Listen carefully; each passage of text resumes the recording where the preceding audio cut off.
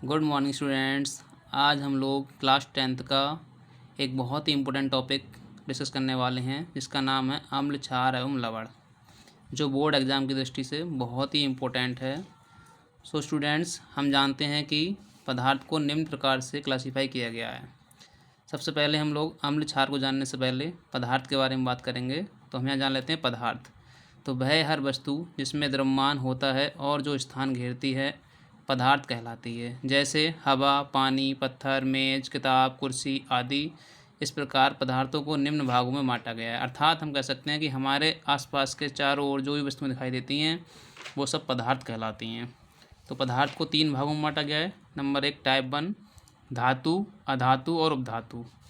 Number 2 ठोस, द्रव, gas. पदार्थों को ठोस, द्रव, गैस के आधार पर भी बांटा गया है और धातु, अधातु, उपधातु के आधार पर भी बांटा गया है। तीसरा है जो हम अपने टॉपिक में पढ़ने वाले हैं, अम्ल, क्षार और लवण। तो पदार्थ को अम्ल में बांटा गया, क्षार को हम लोग भस्म भी कहते हैं और लवण, इन 3 भागों में बांटा गया है। तो सबसे पहले हम लोग बात करेंगे यहाँ पर अम्ल की। अम्ल को हम लोग एसिड भी कहते हैं। अम्ल वे पदार्थ होते हैं जो जलीय विलयन में हाइड्रोजन आयन यानी कि H+ आयन देते हैं या हाइड्रोनियम आयन H3O+ देते हैं तथा हाइड्रोजन आयन के अतिरिक्त अन्य कोई पॉजिटिव आयन नहीं देते हैं। अम्ल जो होते हैं ये स्वाद में खट्टे होते हैं, अर्थात दूसरा ये नीले लिटमस को लाल कर देते हैं। इसकी ट्रिक मैंने बनाई है ABR, यानी कि आज बाबू रेड होगा, आज बाबू रेड होगा। तो यहाँ जानेंगे A for acid, B for blue, red, R for red, यानी कि जो एसिड होते हैं वो ब्लू लिटमस पेपर को रेड कर देते हैं। अम्ल के एग्जाम्पल हैं जैसे HCl यानी कि हाइड्रोक्लोरिक एसिड, H2SO4 सल्फ्यूरिक अम्ल, HNO3 नाइट्रिक अम्ल, HNO3 एसिटिक एसिड जिसे हम लोग सिरका कहते हैं, विनेगर कहते हैं। अगर हम लोग उनको तोड़ के लिखेंगे रिएक्शन के फॉर्म में तो HCl को तोड़ेंगे तो H+ प्लस Cl आयन में टूट जाएगा, H2SO4 को तोड़ेंगे तो 2H+ प्लस HOSO4 में टूट जाएगा, HNO3 को तोड़ेंगे तो H+ प्लस HNO3 में। इसी प्रकार से ये सारी रिएक्शन हम कर लेंगे जो हमें H+ आयन यानी कि हाइड्रोजन आयन मिल रहा है यहाँ पर। और जो मैंने बात की थी यहाँ पर H3ON के आयन की, तो यहाँ देखेंगे अगर हम HNO3 प्लस H2O को रिएक्शन कराते हैं तो हमारे लिए हाइड्रोनियम आयन मिलता है। अगला हम लोग बात करते हैं कि क्लासिफिकेशन ऑफ एसिड के बारे में। तो क्लासिफिकेशन ऑफ एसिड को हम 2 टाइप में बांटेंगे। तो टाइप 1 हमारा पहला है, इसको 2 भागों में बांटा गया है, ऑर्गेनिक या नेचुरल एसिड। इनको हम ऑर्गेनिक या नेचुरल एसिड के नाम से जानते हैं। दूसरा इनऑर्गेनिक और मिनरल एसिड्स। तो सबसे पहले हम बात करते हैं ऑर्गेनिक या नेचुरल एसिड में। तो इसमें पहला आता है हमारा सिट्रिक एसिड, जो हमारा नींबू, संतरा तथा खट्टे पदार्थों में पाया जाता है। और दूसरा हमारा एसिटिक एसिड, जो सिरका यानी कि विनेगर बोलते हैं हम लोग इसके लिए। दूसरा फॉर्मिक एसिड, जो चींटी के डंक में पाया जाता है या नेटल के डंक में भी पाया जाता है। ठीक है, इसको हम दूसरे नाम से जानते हैं, मेथेनोइक एसिड के नाम से भी जानते हैं। तीसरा है हमारा लैक्टिक एसिड, जो दही में पाया जाता है। अगला ऑक्जेलिक एसिड, जो पालक, टमाटर में पाया जाता है। अगला है टार्टेरिक एसिड, इमली, अंगूर आदि में पाया जाता है ये। अगला मैलिक एसिड, जो सेब में पाया जाता है। अब हम बात करते हैं यहाँ पर इनऑर्गेनिक या फिर मिनरल एसिड के बारे में। जो हमारे HCl है, H2SO4 है, HNO3 है, H3PO4 है, ये सभी कैसे हमारे इनऑर्गेनिक या फिर मिनरल एसिड्स हैं। आगे हम चलते हैं टाइप 2 क्लासिफिकेशन का। इनको 2 भागों में बांटा गया, एक प्रबल अम्ल, इन्हें हम कहते हैं स्ट्रॉन्ग एसिड। दूसरा दुर्बल अम्ल, इन्हें हम कहते हैं वीक एसिड। तो सबसे पहले हम बात करेंगे प्रबल अम्ल के बारे में। तो है कह रहे हैं जो अम्ल जलीय विलयन में पूरी तरह से वियोजित या आयनीकृत हो जाते हैं प्रबल अम्ल कहलाते हैं। जैसे HCl हो गया, H2SO4 हो गया तथा HNO3 हो गया, अर्थात इनकी अम्लीय शक्ति ज़्यादा होती है।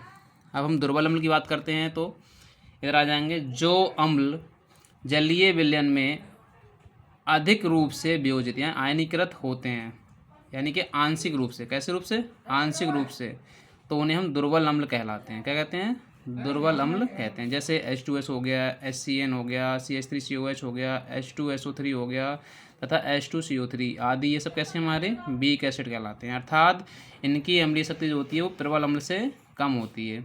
इसकी एक ट्रिक है, pH स्केल पे हम जानेंगे हम लोग। pH स्केल जो होता है 7 नंबर जो बीच में होता है वो होता है उदासीन, यानी कि जल का जो एसिडिक लेवल होता है वो कैसा होता है, उदासीन होता है। कैसा होता है, उदासीन। ये जो pH स्केल होता है वो 0 से लेकर 14 तक चलता है, यानी कि 7 से कम वाले नंबर जो होते हैं हमारे 6, 5, 4, 3, 2, 1, 0, तो 7 से जितनी भी कम होगी वो सब कैसे होंगे, एसिड होंगे हमारे। कैसे होंगे, एसिड। यानी कि तो 6 से लेके 4 तक वाले वो कैसे होते हैं हमारे, वीक एसिड होते हैं। और जिनकी क्षारक शक्ति 3, 2, 1, 0 होगी वो कैसे होते हैं, स्ट्रॉन्ग एसिड होते हैं। इधर के जो कहलाते हैं हमारे 8 से लेकर 14 तक के, वो बेस कहलाते हैं, यानी क्षार कहलाते हैं हमारे। तो 8 से लेकर 11 तक वीक एसिड और 12 से लेकर 14 तक स्ट्रॉन्ग बेस कहलाते हैं। ठीक है। अगला है हमारा अम्लों के रासायनिक गुण। अम्लों के रासायनिक गुण, तो अगला हम इनकी क्रिया कराएंगे रिएक्शन विद मेटल्स, यानी धातुओं से क्रिया कराएंगे। जब हम इनकी धातुओं से क्रिया कराते हैं तो कह रहे हैं यहाँ पर एसिड, जिंक, मैग्नीशियम आदि कई धातुओं से क्रिया करके हाइड्रोजन मुक्त करते हैं। जैसे यहाँ पर हम लोग Zn की क्रिया कराएंगे, ठीक है, प्लस H2SO4 से साथ कराएंगे तो ZnSO4 बन जाएगा। इसे हम कहते हैं जिंक सल्फेट बन जाएगा और हाइड्रोजन गैस निकलेगी बाहर में। अगला अगर हम मैग्नीशियम के साथ कराते हैं इस क्रिया तो 2HNO3 के मैग्नीशियम की क्रिया 2HNO3 यानी नाइट्रिक एसिड से कराते हैं तो यहाँ पर मैग्नीशियम नाइट्रेट बनता है और हाइड्रोजन गैस बाहर निकलती है। अगली रिएक्शन हम लोग कराते हैं यहाँ पर रिएक्शन विद मेटल कार्बोनेट, यानी कि धातु कार्बोनेट से क्रिया। तो कह रहे हैं यहाँ पर एसिड मेटल कार्बोनेट के साथ क्रिया करके लवण तथा जल बनाते हैं तथा CO2 गैस मुक्त करते हैं। तो देखेंगे यहाँ पर NO2CO3 को हम कहते हैं सोडियम कार्बोनेट। तो जब सोडियम कार्बोनेट क्रिया हाइड्रोक्लोरिक अम्ल यानी HCl से कराई जाती है तो हमारा सोडियम क्लोराइड बनता है और H2O प्लस CO2 गैस बाहर निकलती है। ओके, समझ में आ रहा है। अगला रिएक्शन हमारी रिएक्शन विथ मेटालिक ऑक्साइड्स, यानी कि धात्विक ऑक्साइड से क्रिया। तो मैंने बहुत शॉर्ट फॉर्म में लिखा है यहाँ पर, जब हम धात्विक ऑक्साइड क्रिया किसी भी अम्ल के साथ कराते हैं तब हमें लवण तथा जल प्राप्त होता है। जैसे यहाँ पर हम लोग ले रहे हैं कॉपर ऑक्साइड। क्या ले रहे हैं, कॉपर ऑक्साइड। इसकी क्रिया हम करा रहे हैं हाइड्रोक्लोरिक अम्ल से करा रहे हैं तो हमें कॉपर क्लोराइड मिलता है। क्या मिलता है, कॉपर क्लोराइड, और जल बाहर निकल जाता है। अगला अगर हम कैल्शियम ऑक्साइड से क्रिया कराएंगे किसकी, HCl की, तब हमारी ये कैल्शियम क्लोराइड मिलेगा और जल बाहर निकल जाएगा। ठीक है, समझ में आ रहा है। अगला है हमारा अम्लों की क्षारकता, यानी कि हम कैसे पहचानेंगे कि कौन सा अम्ल क्षारक है या फिर एसिडिक है। तो यहाँ मैंने लिखा है कि कह रहे हैं अम्ल के एक अणु से हाइड्रोजन की परमाणुओं की संख्या का विस्थापन अम्ल की क्षारकता कहलाती है। अर्थात एसिड मॉलिक्यूल से जितने हाइड्रोजन आयन एटम अलग होंगे वो उसकी क्षारकता को दर्शाएंगे। जैसे यहाँ पर HCl है, HNO3 है, CH3COH है, में इनमें सब में क्या होता है, एक हाइड्रोजन एटम विस्थापित होता है। इसलिए इन सभी अम्लों की क्षारकता जो होती है वो एक होती है। क्या होती है, एक होती है। अगर इनको तोड़ के लिखेंगे, जैसे मान लो क्या है HCl है, इसको हम तोड़ेंगे तो H प्लस Cl माइनस में टूटेगा तो यहाँ पर क्या हुआ, हाइड्रोजन का एक आयन हमें प्राप्त हुआ। इसलिए इन सबको तोड़ेंगे तो सब में एक ही प्राप्त होगा। इसलिए इन सभी की जो होती है क्षारकता वो एक होती है। लेकिन H2SO4 में क्या हो जाएगी, यहाँ पर इसकी क्षारकता 2 हो जाएगी, H3PO4 में 3 हो जाएगी, यानी क्योंकि यहाँ पर हाइड्रोजन के मॉलिक्यूल एटम कितने हैं, 3 हैं। यहाँ पर हाइड्रोजन एटम कितने हैं, 2 हैं। तो जितने हाइड्रोजन एटम होंगे उतने हाइड्रोजन एटम बाहर निकल जाएंगे। तो ये था बच्चों हमारा अम्ल का पूरा कंप्लीट टॉपिक। अगला हम लोग नेक्स्ट वीडियो में पार्ट 2 पढ़ेंगे क्षार और लवण। आज तक के लिए यहीं पर, थैंक यू।